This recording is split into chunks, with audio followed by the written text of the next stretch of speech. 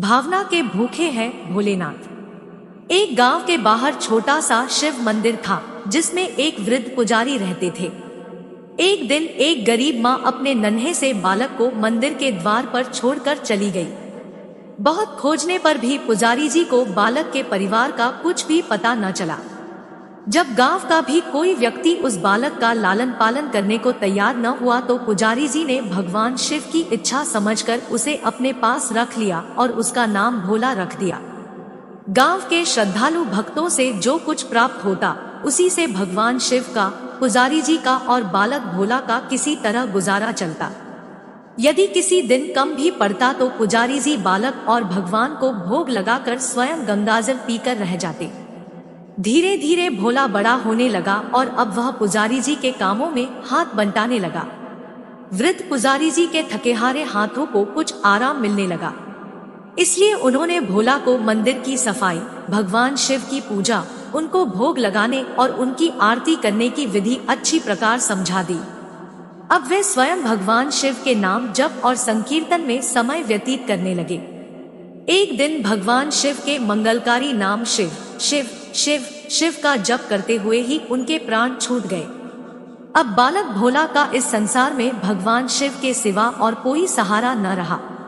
उसने पुजारी जी की ये 3 बातें कभी नहीं भूली। भगवान भोलेनाथ शिव शंकर को ताजी गर्म रसोई का ही भोग लगाना, भगवान को भोग लगाए बिना स्वयं कुछ भी नहीं खाना, भगवान शिव पर विश्वास रखकर कभी भी किसी भी वस्तु का संग्रह न करना, बासी भोजन का भी नहीं।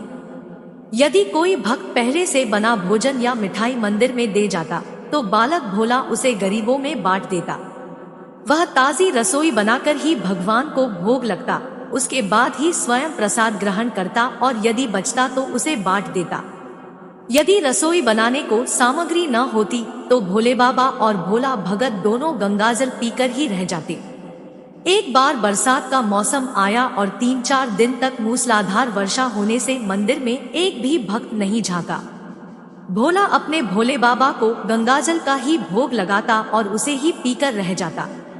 भोले बाबा बालक की भक्ति और सहन शक्ति की परीक्षा लेते रहे, किंतु आखिर में अपने भक्त बालक को भूख से तड़पते देख उनसे रहा न गया।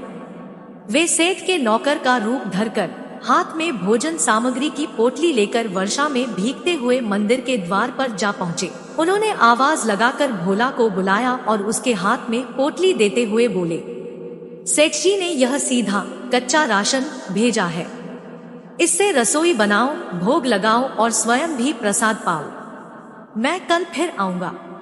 भोला भगत ने आशीर्वाद देकर उसे विदा किया और सूखी गीली लकड़ियों के धुएं में गर्म रसोई बनाकर भोले बाबा को भोग लगाया। पूरे बरसात के मौसम में भोले बाबा नौकर के वेश में भोला भगत को सीधा देने आते रहे और स्वयं भी गर्मागर्म रसोई का भोग पाते रहे।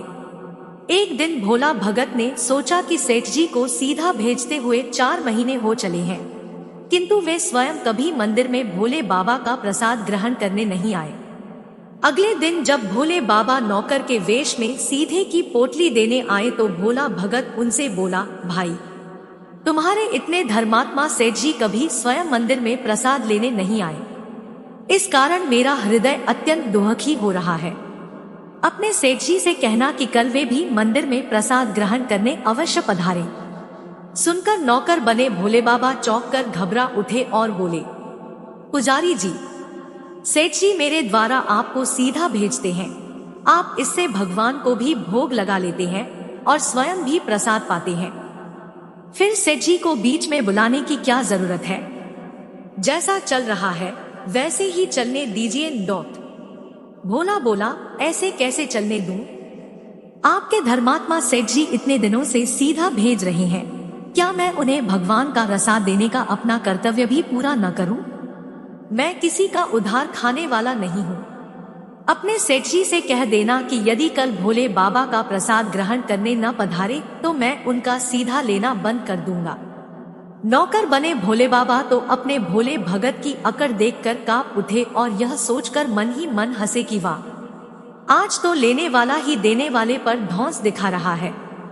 लेकिन सरल हृदय भक्त के मनोभाव पर रीझ कर वे बोले, ठीक है पुजारी जी, कल सेठ जी मंदिर में प्रसाद ग्रहण करने जरूर पधारेंगे।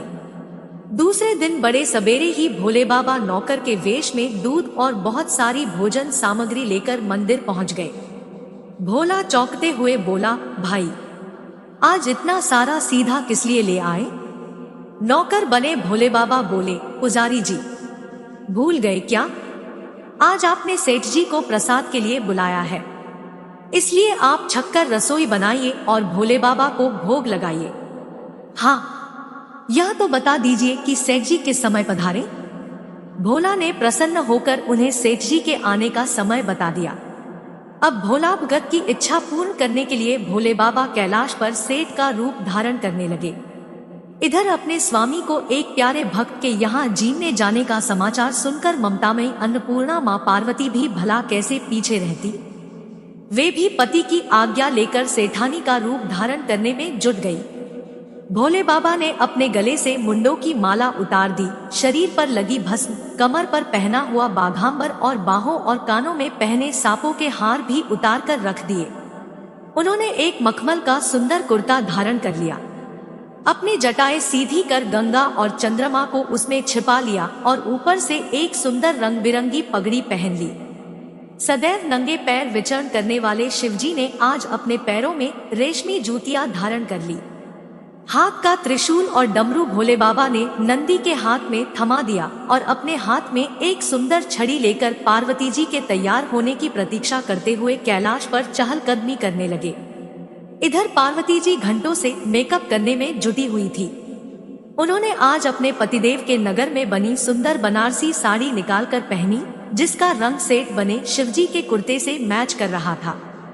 उन्होंने सोने चांदी हीरे के जगमगाते हुए आभूषण धारण कर लिए, पैरों में सुंदर सैंडल पहन ली, बगल में सुंदर सा पर्स दबा लिया और भोले बाबा के बार बार आवाज लगाने के बाद श्रृंगार कक्ष से बाहर निकल कर आई। जब पार्वती जी और शिवजी ने एक दूसरे को सेठानी के वेश में देखा तो वे चकित होकर एक दूसरे को निहारते ही रह गए। दोनों एक दूसरे को देख देख कर निहाल हुए जा रहे थे। इससे पहले उन्होंने कभी एक दूसरे का ऐसा सुंदर रूप देखा ही नहीं था। जब भगवान गौरीशंकर सेठानी सेठ का रूप धरकर कैलाश से अपने भक्त के यहाँ दावत उड़ाने चले तो गणेश, कार्तिकेय, नंदी, ऋषिमुनि, देवता, देवांगनाएं भी उन्हें देखकर ठगे से रह गए। सेठ बने शिवजी अपने हाथ में ली हुई छड़ी को अदा से घुमाते हुए पृथ्वी पर टेकते हुए चल रहे थे और उनके पीछे पीछे बगल में पर्स दबाए अपनी सैंडल से टकटक और पायलों से छन छन की मधुर ध्वनि करती हुई माँ पार्वती सेठानी बनी हुई चल रही थी। इधर भोला भगत आज सुबह से ही सेठ जी के स्वागत में भांति भांति के पकवान बनाने में जुटा हुआ था।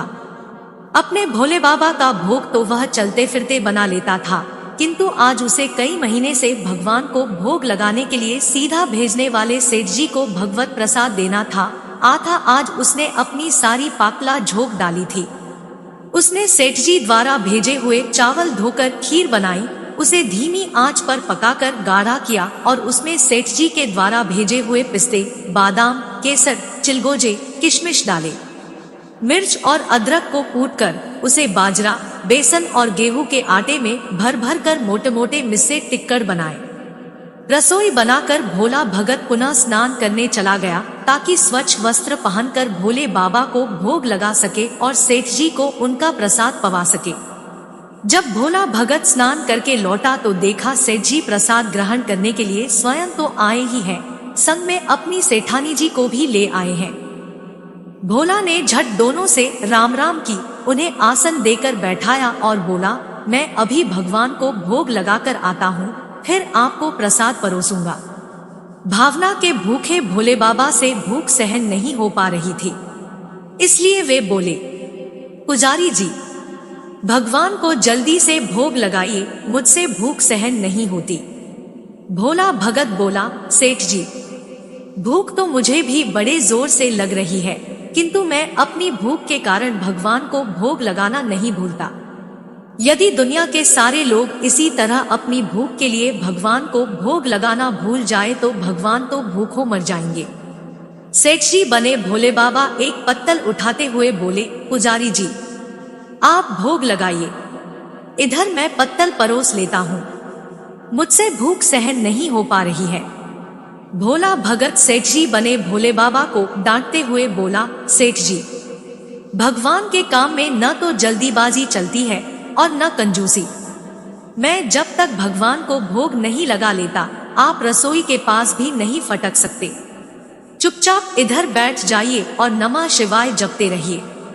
मैं अभी आता हूँ और आपको पेट भर भोजन कराता हूँ। सेठ बने शिवजी डांट खाकर चुपचाप अपने आसन पर जा बैठे। सेठानी बनी पार्वती उनकी यह दशा देख बड़ी मुश्किल से अपनी हंसी रोक पाई। लेकिन जैसे ही भोला भगत पत्तल में सामग्री लेकर भगवान को भोग लगाने मंदिर में गया, शिवजी पार्वती जी को मौन रहने का संकेत करते हुए चुपके पैर रखते हुए रसोई में पहुंच गए और उन्होंने एक एक व्यंजन उठाकर चखना शुरू कर दिया। भोले बाबा तो प्रसाद को चखते ही भौचक्के के रह गए। खीर में चीनी की जगह नमक भरा हुआ था और सब्जियों में चीनी भरी हुई थी। जैसे ही भोले बाबा ने रोटी का एक ग्रास तोड़कर मुंह में दिया, वे सीसी करने लगे, क्योंकि रोटी में मिर्च भरी थी। वे सीसी करते हुए उल्टे पैर भाग आए और अपने आसन पर जा बैठे। मां पार्वती अपने स्वामी की यह हालत देखकर खिलखिलाकर हंस पड़ी। इससे पहले कि भोले बाबा पार्वती जी के सामने कुछ सफाई दे पाते, भोला भगत नमः शिवाय मंत्र का जप करते हुए आ पहुंचा। उसने भोग को रसोई में मिलाकर उसे पवित्र बना डाला और फिर सेठ जी के सामने पत्तल परोसकर हाथ जोड़कर बोला, सेठ जी, अब आप जी भरकर प्रसाद पाइए। भोले बाबा तो अभी अभी भक्त की भक्ति से भी जोरदार उसके हाथ की बनी हुई रसोई चख चुके थे। आता उसे जीने की बात सुनकर उनके पसीने छूटने लगे। कभी वे भोला का तो कभी पार्वती का मुख देखने लगते।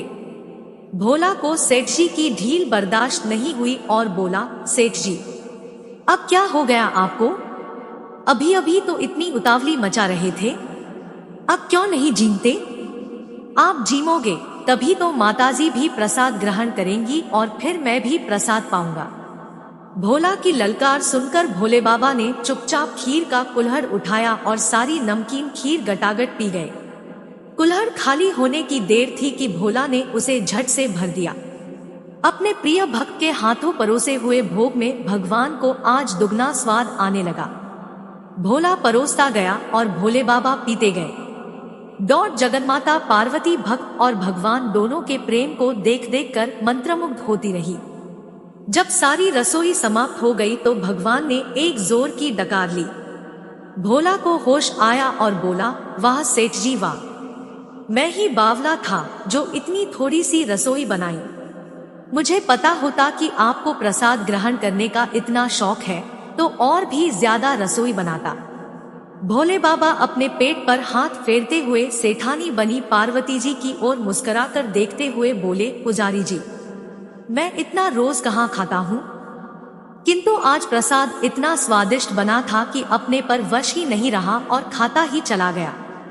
किंतु तभी भोला भक्त रुआसा होकर बोला, सेठ जी, वह तो आपने ठीक किया, लेकिन माताजी तो भूखी ही रह गई। ममतामयी पार्वती माँ से भोला का रुआसा मुख देखा नहीं गया। उन्होंने बची हुई खीर की 4 बूंदें अपने कंठ में टपका ली। भोले बाबा द्वारा भोग लगाने से प्रसाद में अद्भुत अलौकिक स्वाद भर गया था। ऐसी सुगंधित और मीठी खीर चखकर जगतजननी आकंठ तृप्त हो गई और उनके तृप्त होते ही सृष्टि का प्रत्येक प्राणी तृप्त हो गया। भोला भगत बोला, सेठ जी, आपने और माताजी ने प्रसाद ग्रहण कर लिया, इससे मुझे अत्यंत संतोष हुआ है। समझ लीजिए कि आप दोनों द्वारा प्रसाद ग्रहण करने से मेरा भी पेट भर गया। मेरी तो वैसे भी महीने में 4-4 एकादशी हो जाती है, किंतु मैं भी एक दाना ले ही लेता हूँ, जिससे कि भोले बाबा के प्रसाद का अनादर न हो। यह कहकर जैसे ही भोला ने खीर के पात्र में लगा चावल का एक दाना उठाकर अपने कंठ में डाला, उसकी जन्म जन्मांतर की भूख प्यास मिट गई और समस्त वासनाओं और इच्छाओं की तृप्ति हो गई। उसके ज्ञान के नेत्र खुल गए और उसने देखा कि उसके सम्मुख त्रिलोकीनाथ भगवान शंकर और जगतजननी मां पार्वती आशीर्वाद की मुद्रा में मुस्कुराते हुए खड़े हैं। भोला दौड़कर उनके चरणों में लौट गया, लौटता गया, लौटता गया। और उन्हीं में समा गया। दोस्तों, कहानी अच्छी लगी तो लाइक करें, शेयर करें, कमेंट करें और चैनल को सब्सक्राइब करें। Thank you.